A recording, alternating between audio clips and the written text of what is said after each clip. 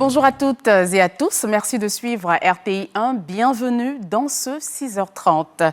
Nous démarrons au palais présidentiel où le chef de l'État, Alassane Ouattara, a présidé un conseil des ministres hier mercredi. Au nombre des mesures adoptées, la levée de l'exclusivité de la SOTRA pour le transport urbain et la signature de plusieurs accords de prêt qui devraient permettre, entre autres, le financement partiel de logements sociaux et économiques, le renforcement des systèmes agricoles et l'appui à la compagnie aérienne nationale Air Côte d'Ivoire.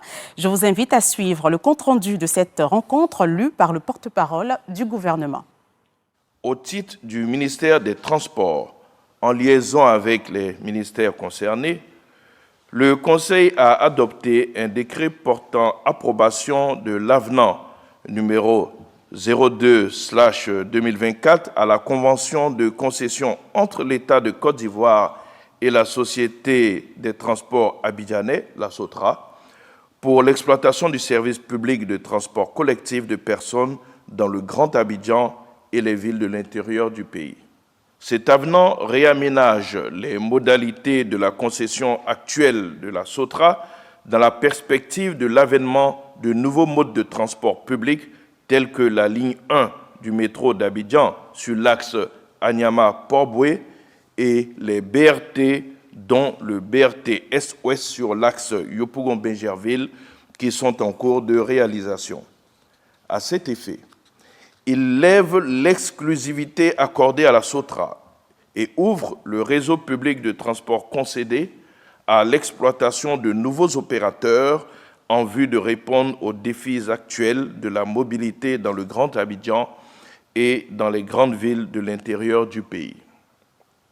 C'est aujourd'hui que va se tenir la cérémonie de remise du prix Félix Houphouët-Boigny pour la recherche de la paix. En 33 ans de gestion du pouvoir d'État, Félix Houphouët-Boigny a réussi à faire de la Côte d'Ivoire un havre de paix.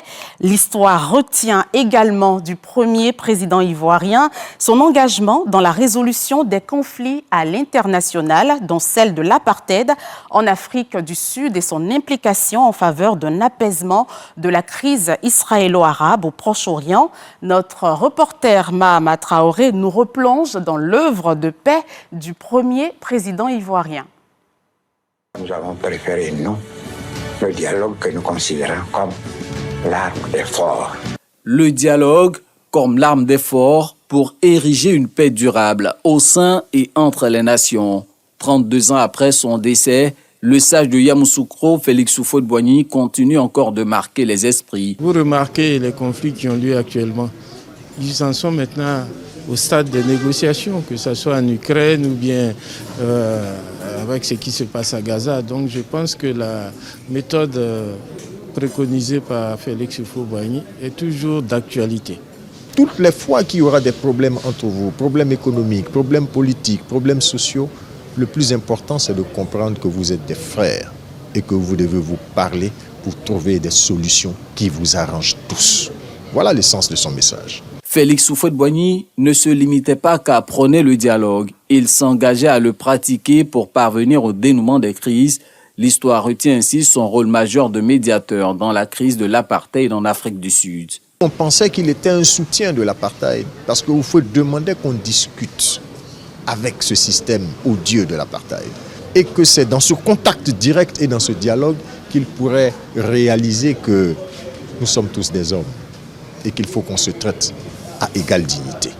Comment comprendre cet attachement qu'avait Félix Houphouët-Boigny pour le dialogue? Il a eu des fonctions de chef de canton, de roi des Akoué. Et vous savez, la palabre, la discussion, c'est africain. Et deuxième chose, le premier espace public ou politique dans lequel il se retrouve, c'est l'Assemblée nationale, qui est l'espace par définition du dialogue et du débat. Et donc, par cette tradition humaine, par sa culture africaine et par les mécanismes politiques qu'il a contactés dès ses premiers engagements politiques, il a sans doute été inspiré par ces deux mots-là, paix et dialogue, qu'il a mis en avant durant toute sa carrière. Il y a eu des tentatives de coup d'État, il y a eu des tentatives de perturbation, il y a eu des tentatives de sécession, mais il a su circonscrire cela dans la tranquillité et il a géré le pays pendant 33 ans et c'est ce que nous devons retenir. Guerre en Ukraine, à Gaza, au Soudan, ou encore dans l'est de la RDC. Rien que pour 2024, les conflits armés ont causé 223 000 morts sur la planète.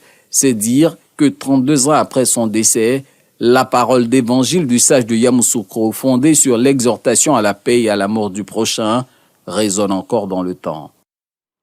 À quelques heures du démarrage du Sahara 2025, une délégation gouvernementale conduite par le ministre d'État Kobenang Kwasi Adjoumani a inspecté les installations du parc des expositions. Si tout se tiendra à l'événement, constat, tout sera prêt dans les délais. Voyons cela avec l'enseigné Bakayoko. À l'intérieur des salles d'exposition, des ouvriers à la tâche.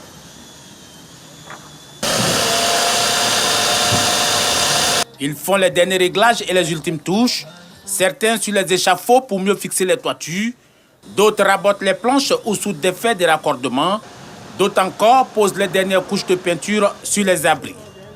Après un tour dans les travées, Kobenang Kwasi Adjoumani et sa délégation sont rassurés que le salon de l'agriculture et des ressources animales tiendra toutes ses promesses.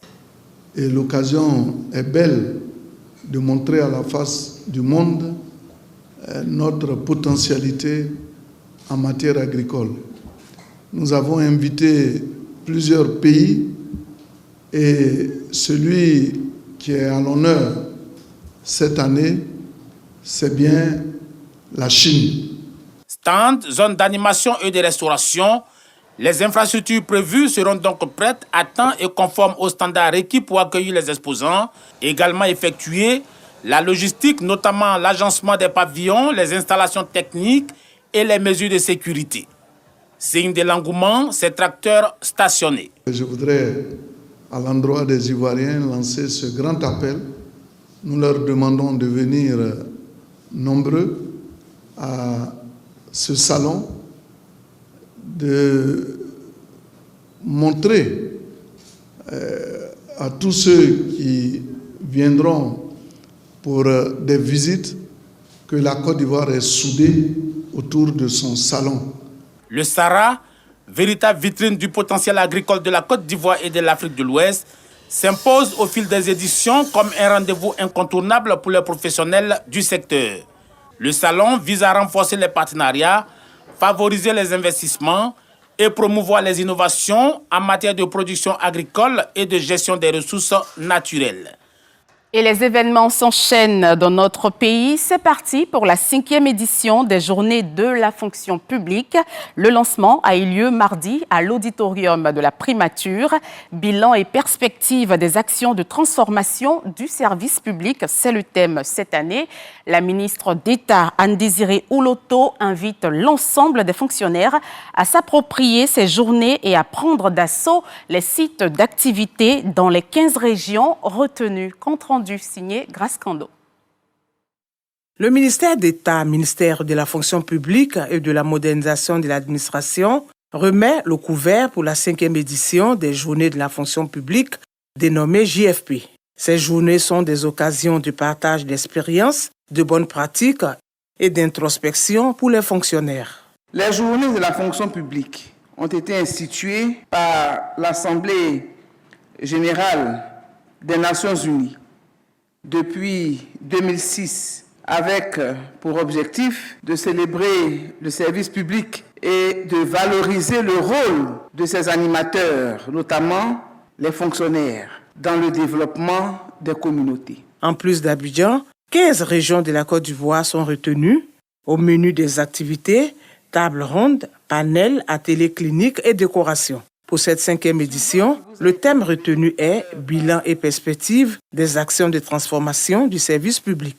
Nous constatons agréablement dans notre administration publique des changements profonds, notamment la digitalisation des services pour une administration plus accessible et plus transparente, des efforts de célérité dans la délivrance des actes administratifs, la mise en œuvre d'une politique de valorisation des compétences à travers des plans de formation, l'instauration d'un environnement de plus en plus éthique, l'instauration d'un cadre de dialogue social productif avec nos partenaires sociaux, que sont les organisations syndicales. Les JFP sont aussi des moments de récompense des fonctionnaires en activité et ceux à la retraite à travers une tombola gratuite. Les grands gagnants reçoivent des villas, des véhicules et bien d'autres lots. Renforcer la cohésion entre les travailleurs du ministère de l'Intérieur et de la Sécurité, c'est l'objectif de la journée sportive à laquelle a pris part le général Vagondo Diomandé aux côtés de la police nationale et du corps préfectoral. C'était le samedi 17 mai dernier dans la commune du Plateau. Pascal Koné et Bachil Kader nous font le point. Plus de 500 personnes issues du corps préfectoral et de la police nationale prennent part le samedi 17 mai à cette deuxième édition. Au programme, étirements et marches. Dans une ambiance bon enfant, ils ont arpenté les rues de la commune du Plateau.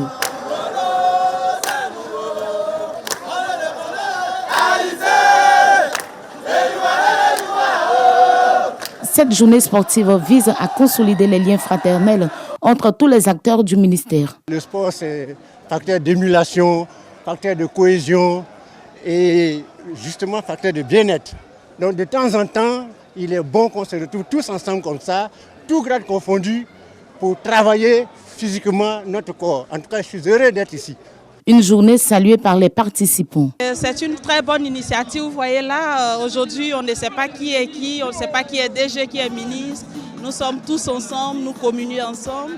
Et vraiment, nous sommes très contents de participer à cette activité sportive. C'est un parcours défini. Le ministère sait très bien que le parcours peut convenir à tout le monde. Il sait que ses collaborateurs sont en forme, donc on n'a pas d'inquiétude. Cette journée sportive s'est terminée par le géant fitness sur l'esplanade du ministère. Le ministre Vagondo Diomandé a rassuré ses collaborateurs que ce rendez-vous sportif va se tenir chaque mois. Le sport, la santé. Sur le continent, l'actualité bouge. Au Mali, 22 corps ont été retrouvés décapités selon l'ONG Human Rights Watch. Pendant ce temps, au Niger, des journalistes sont interpellés et gardés à vue. Enfin, en RDC, Joseph Kabila est sur la sellette au Sénat qui examine la levée de son immunité. Je vous propose de suivre ces précisions de Gabriel Zani.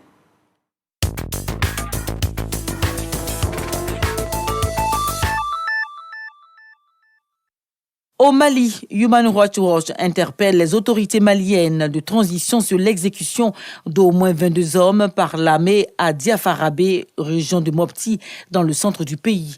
Déjà le lundi 12 mai, les soldats maliens ont arrêté 27 personnes sur le marché à bétail de Diafarabé. Au moins 22 corps, selon Human Rights Watch, ont été retrouvés égorgés. L'armée malienne a annoncé l'ouverture d'une enquête.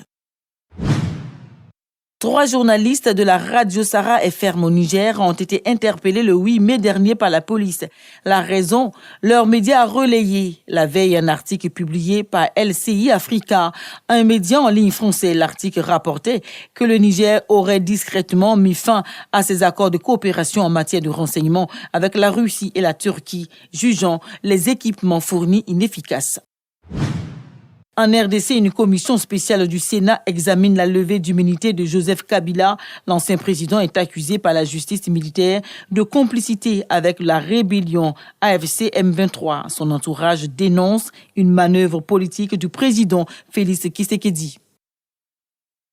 Aux États-Unis, 2 employés de l'ambassade israélienne ont été tués près du musée juif de Washington hier soir. C'est la secrétaire à la sécurité intérieure qui l'a annoncé.